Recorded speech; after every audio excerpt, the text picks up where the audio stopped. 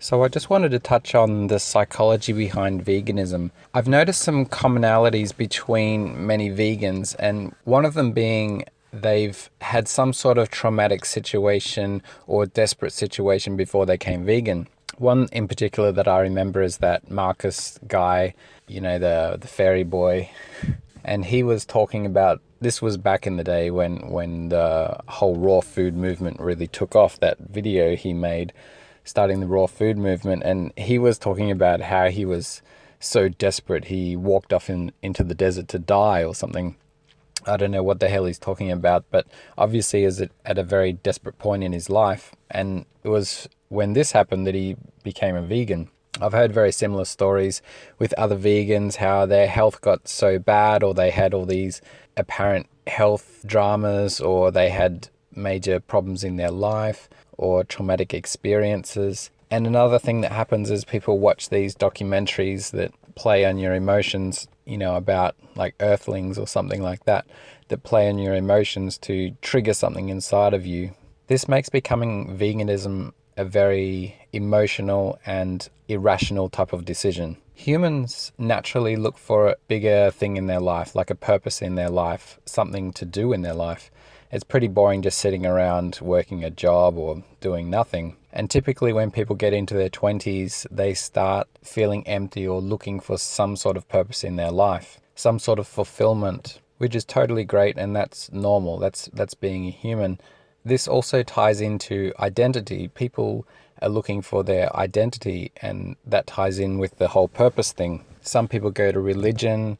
Some people find a really great career. Some people find hobbies. With this day and age, with the internet, it's so easy to be influenced at this stage in your life by different influencers online, especially on YouTube, where people are doing different types of things like veganism or LGBT or all of these different trends that are happening online. Veganism is a really big one because when it comes to diet, it's something that you can easily switch and change in your life. And it's an attractive prospect, the idea of bettering yourself and identifying yourself as a vegan and feeling like you're belonging to a group, a community.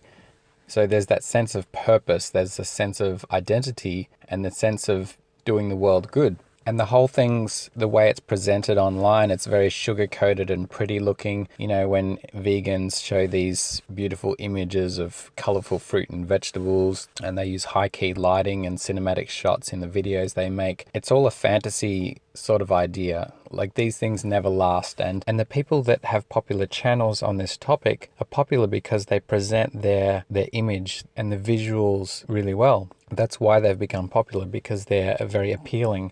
So people gravitate towards this idealistic image, which it is a fantasy. And the vast majority of these people eventually grow out of this fantasy land. They either fail on the diet, or they get health issues, or they basically grow up and realize, this is just them looking for some sort of purpose in life and looking for role models in their life. I see so many online vegans now that are still lost. They're still clutching to this idea of veganism, and it's all they have. Their whole identity is based on this. So for them to let it go would be letting go of part of themselves. Their whole identity is based around this idea of veganism and saving the world and belonging to this community, feeling like they have a purpose. They depend on this. So for you to say that veganism is unhealthy, which it is actually a personal attack on this person. They don't feel separated and look at veganism as a separate thing. It's like you telling them they're ugly or they're stupid. That's what they feel when you say that veganism is harmful. That's what they feel when you say that veganism is harmful. You disagreeing with that is disagreeing with who they are as a person. That's why so many people are so defensive about the whole veganism. So it's a deep-rooted psychological phenomenon that's happening. If you become so intertwined with this identity, whether it be a vegan diet or a carnivore diet, any sort of diet or any sort of following or trend, it makes it difficult to look at it from a neutral point of view, because you're becoming part of it. It's becoming your identity and who you are. Whatever you're following, don't make it part of your identity, because that can lead to dangerous situations where you might be having health issues, for example, but you never blame the diet because it's a core of your belief. It's like telling yourself that you're not a valid person. So the danger with that is symptoms can be ignored. We see this all the time. There's so many vegans out there that are clearly deficient and clearly losing their health and clearly wasting away, but they don't blame the diet. They blame something else, like, oh, it's just detox, or it's just not doing it right, or not getting enough greens, or not getting enough calories. They never look at what the problem really might be, which is they're not getting enough nutrition from animal sources, of course. But that's just an example.